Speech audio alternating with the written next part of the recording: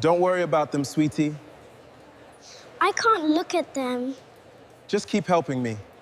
I figured you could use a break from scrubbing the toilets that paid for my champagne. Is that all, sir? I want you to bring that little girl of yours, too. I am inviting you to my wedding, Marcus, simply because I want you to see what success actually looks like, and I figured you could use a break from scrubbing the toilets that paid for my champagne. Arthur Vance leaned back in his leather chair. He was the CEO of Vance Global. He made $3.4 million a year. He looked at Marcus Hayes with a look of pure, cold disgust. Marcus stood in the center of the office. He held his mop. He wore his gray custodial shirt.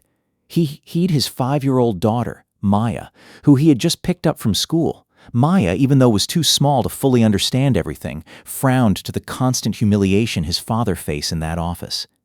"Is that all, sir?" Marcus asked. "Oh, no," Arthur laughed. He waved his hand toward the door. "I want you to bring that little girl of yours, too. I want her to see what happens to people who don't aim higher than a bucket and a rag. It'll be a good lesson in failure for her." Sarah Jenkins, the executive assistant, sat at the desk outside the office. She heard every word. She was 42 years old and needed this job to pay for her mother's nursing home. She looked at her screen. She did not say a word. David Miller stood by the security desk near the elevators, leaning against the doorframe. He had worked here for 14 years. He looked at the floor, his jaw tight. He said nothing. He was a man who had seen too much and was currently counting down the days until his pension would set him free. Have you ever been invited into a room just so they could remind you that you don't belong? Marcus looked at Sarah. He looked at David. He looked at Arthur. He saw the rot in their eyes. "My daughter and I will be there, sir." Arthur smirked. He grabbed a gold-plated pen and began to tap it rhythmically against his desk.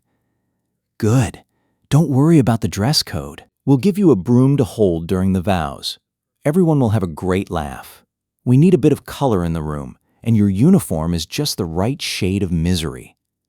The office went back to its quiet, poisonous rhythm. Marcus turned and walked out. The office went back to its quiet, poisonous rhythm. He walked through the lobby, a beautiful, soaring space of marble and glass. He looked up at the atrium. He kept his stride even. He was a man with a clock ticking in his head, and he was the only one who knew what time it was. The weeks leading up to the wedding were an exercise in endurance. Arthur spent his days finalizing the merger that would solidify his control over the city, completely oblivious to the fact that his every move was being monitored. He was a man who lived by the philosophy that a human being was only as valuable as the last profit margin they generated. He was getting married to Juliana, the daughter of a billionaire media mogul. He needed this wedding to be perfect. He needed to show the world that he was a titan, untouchable, and supreme. He wanted to use Marcus as a prop to prove how low the people were that he managed. He thought he was the lion, commanding the jungle. He didn't know he was a lamb in a very expensive suit, walking into a very well-prepared trap. On the night before the wedding, Marcus sat at his kitchen table. He was cleaning his grandfather's old drafting compass. It was brass. It was heavy. It was a cold, sharp reminder of what it meant to build things that lasted. Maya walked in, wearing her pajamas with the cartoon stars. "Daddy," she asked, "are we going to be the helpers tomorrow?" Marcus picked her up. He held her close. He looked at her small, innocent face and felt the resolve harden in his blood. "We are going to be guests, Maya, and we are going to show everyone what a true home looks like." The wedding was held at the St. Regis Grand Ballroom. It was 8 in the evening. The room was full of light, a cathedral of manufactured opulence.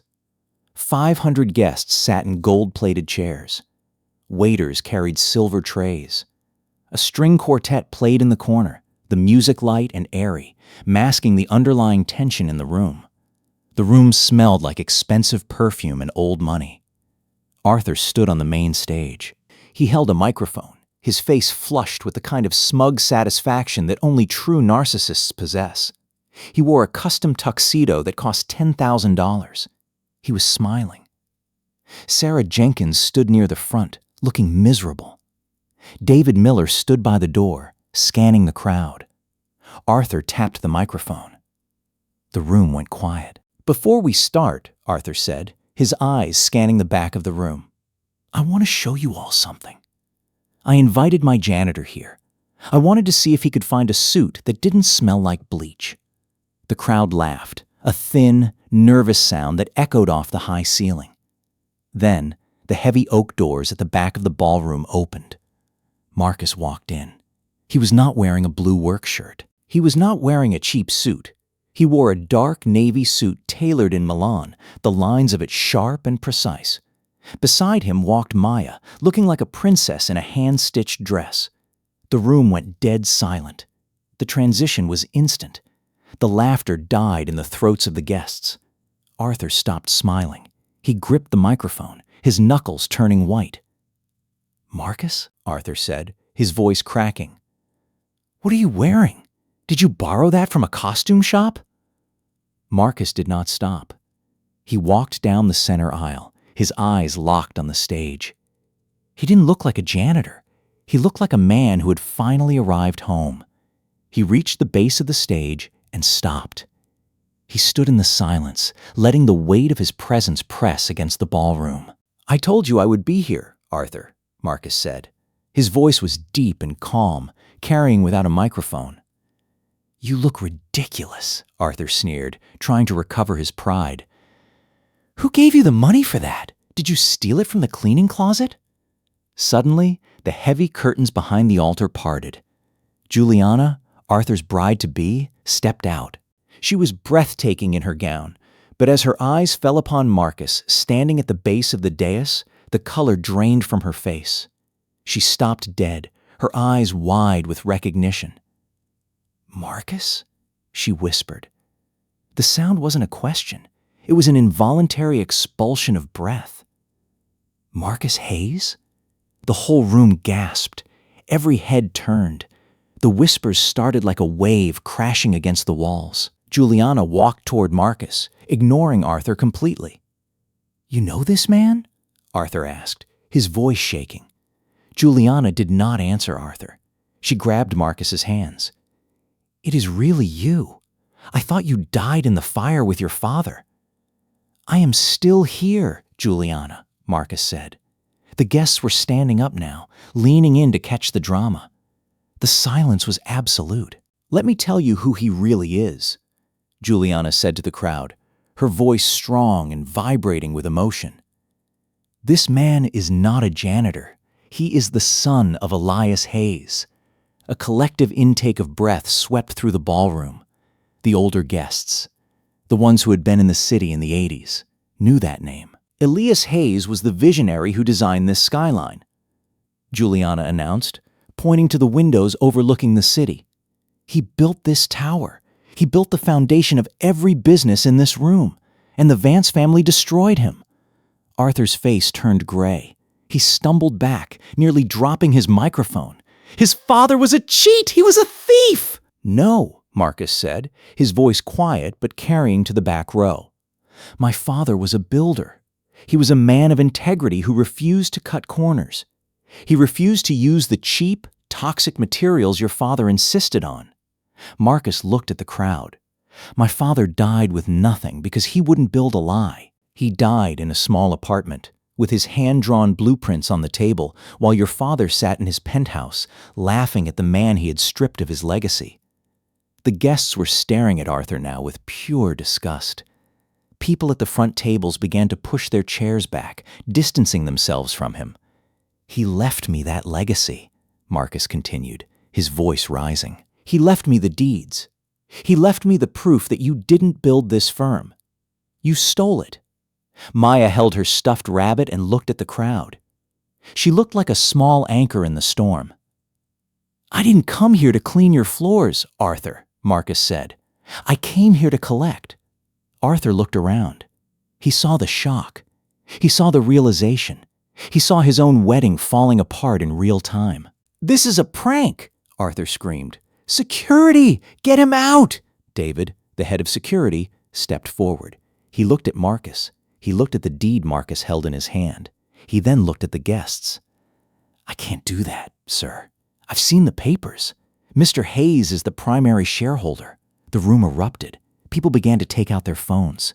The story was going live. Marcus pressed a button on his phone. The massive digital screen behind Arthur flickered. It did not show the wedding photos. It showed a video of Arthur in his office, laughing about the money he had stolen. The audio was crystal clear. "I'll ruin them all. They're just workers. They don't matter." The guests gasped. Some started to stand up and walk toward the exit. "You did this," Juliana said, looking at Arthur. "You lied to me. You told me you built this company from nothing." She ripped the veil off her head. She threw it at Arthur's feet. "I'm done." She walked off the stage. Arthur was alone. He was shrinking in front of 500 people. "Get your things," David said to Arthur. Arthur looked around the room. He looked for help. No one met his eyes. "This isn't over!" Arthur screamed as he was led to the door. "It actually is," Marcus said. He watched as the CEO was removed from the building. The man who had mocked him was now being escorted out by the man he thought he commanded. The ballroom was silent, save for the hum of the air conditioning. A stark, mechanical sound that seemed to mock the stillness of the 500 people now witnessing the collapse of an empire. Arthur Vance was gone, dragged away by his own security team, leaving behind nothing but an empty stage and a discarded bridal veil. Juliana stood on the stage, her face pale, her hands trembling. She looked at Marcus, really looked at him, for the first time in her life. She saw the lines around his eyes, lines forged by years of quiet observation and endurance. She saw the way he held his daughter, not with the possessive grip of a conqueror, but with the protective embrace of a man who knew exactly what mattered. "You knew," she whispered, her voice barely audible over the low murmur of the crowd. "You knew who I was, and you let me marry him anyway." Marcus didn't turn away. He walked up the steps, his gait steady and deliberate. He stopped inches from her. "I knew that if I told you the truth before today, Arthur would have silenced you. You were his prize, Juliana. You were the final piece of his vanity. I had to let him lead himself to the cliff. I had to let him invite the audience to his own execution." The guests were starting to move. Some were scurrying toward the exits, their phones out, already calling their lawyers, their PR firms, their mistresses, anyone to distance themselves from the imploding Vance name. Others remained frozen, paralyzed by the sheer, undeniable reality of the documents Marcus had projected onto the screen. Marcus turned to the room, his voice calm, ringing with the authority of someone who had spent decades observing the machinery of the building.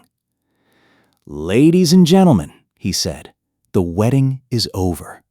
But the work of this house is just beginning. Effective immediately, Vance Global is dissolved. We are reverting to the original charter, Hayes, Architectural, and Development." He gestured to David, who was standing by the service entrance. David nodded, signaling to the staff. The waiters, people Marcus had spent years getting to know, the ones Arthur had called to help, began to move with a new, collective purpose. They weren't cleaning up. They were taking charge. Marcus walked over to a table near the front where the board members sat. The men who had signed off on the illegal contracts, the men who had looked the other way while Arthur stripped the company's pension funds to the bone. He leaned down, placing the leather-bound folder on their pristine, white tablecloth. "I have the signatures of every board member here," Marcus said, his voice quiet but cold enough to freeze the air. "The forensic accounting is complete. The DA is outside. You can choose to go out the front door, or you can go out in handcuffs. I suggest you decide before the elevator doors open." The board members, titans of industry moments ago, crumbled. They didn't scream. They didn't fight. They simply looked at the folder, then at each other, their faces gray with the knowledge that their comfortable, protected lives were over. Meanwhile, Juliana remained on the stage, looking out at the chaotic room.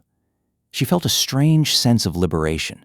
She had been a prop in Arthur's play, a beautiful accessory to a life of hollow lies. She looked at Marcus, who was now talking to a group of architects who had been fired years ago. The best minds in the city, Men and women who had been blacklisted by the Vances for the crime of being too honest. "They're coming back," Marcus said to them.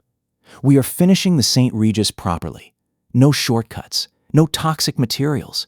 We are going to build this place the way it was meant to be built." The architects nodded, their eyes bright with a spark of hope that had been dormant for a decade. The energy in the room shifted. The dread of the falling empire was replaced by the frantic, exhilarating energy of a rebirth. Outside the ballroom, the city lights flickered, a sprawling grid of potential that had been held hostage by the Vances for 40 years. Marcus walked to the balcony and stepped out into the night air. The wind whipped at his suit, but he stood still, looking out over the skyline. Maya toddled up behind him, clutching her rabbit. She leaned against his leg, peering out into the darkness. "Is it big, Daddy?" she asked. "It's huge, Maya," Marcus said, his voice thick with emotion. "And it's ours to take care of." He felt the weight of the city, not as a burden, but as a promise. He had spent his life cleaning the floors of this building, listening to the secrets whispered in the hallways, watching the way power was abused, and learning the structure of the glass and steel that defined their lives. He knew the hidden vulnerabilities, the cracked foundations, and the potential for a better design. He turned back toward the room. Sarah Jenkins was standing there, her eyes wet with tears. She held a stack of files, the keys to the kingdom, the final pieces of the evidence that would ensure the Vances never crawled back into power. "I've contacted the union reps," Sarah said, her voice steady.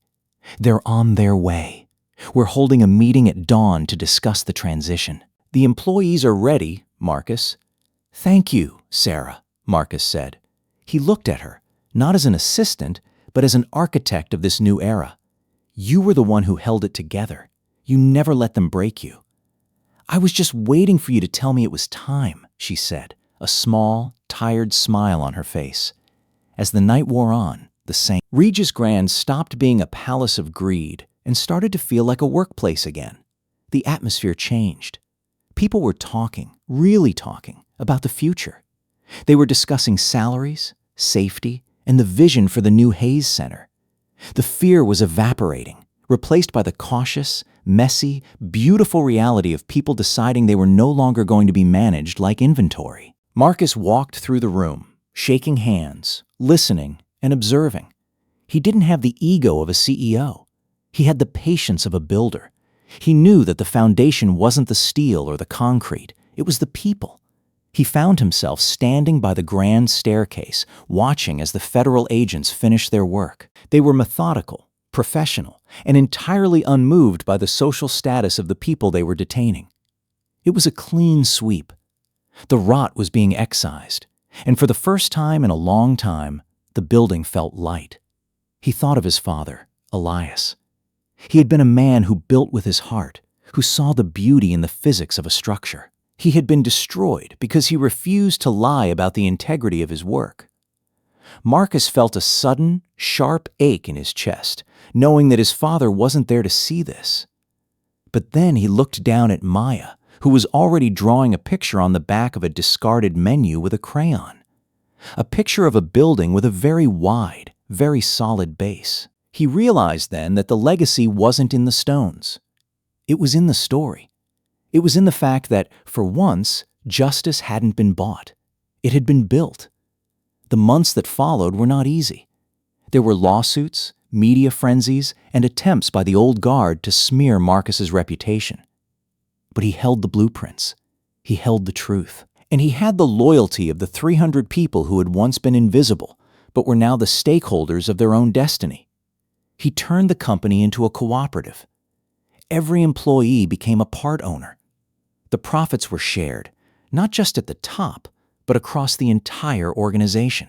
He renovated the offices, tearing down the mahogany walls of the executive floor and replacing them with open spaces, natural light, and green roofs. He made it a place where people actually wanted to be, a place where their work was valued and their voices were heard. The St. Regis Grand was renamed the Hayes Center. It was no longer a monument to a single ego. It was a living, breathing testament to the power of a foundation built on truth. It became the most innovative company in the city, drawing talent from all over the world. People came to see the building, not just for its architecture, but for the story of how it was reclaimed.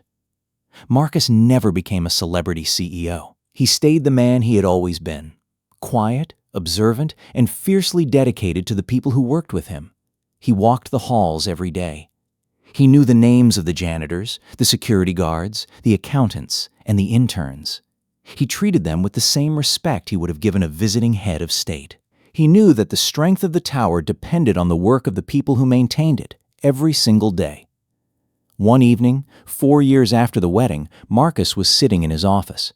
He had a set of new blueprints spread out on the table, designs for a series of affordable, sustainably built housing projects the company was about to launch. Maya, now 9 years old, sat on the couch in the corner, reading a book. The door opened and Sarah walked in. She was the CEO now, having earned the position through her grit, her intelligence, and her unwavering commitment to the Hayes vision. "The board approved the expansion," Sarah said, handing him the folder. "We're starting construction on the East Side development next month." Marcus looked at the plans and then at Sarah. "It's going to be a good home for a lot of people, Sarah. A real home." "It's the foundation we've been working for," she replied. Marcus nodded. He walked to the window and looked out at the skyline. He saw the city, vibrant and alive, growing and changing. He saw the Hayes Center, shining in the evening light, a solid, unshakable landmark of what could happen when the right person, at the right time, decided to stand up for the truth. He didn't just see a building. He saw the culmination of a lifetime of observation, of patience, and of the unwavering belief that no one, no matter their title,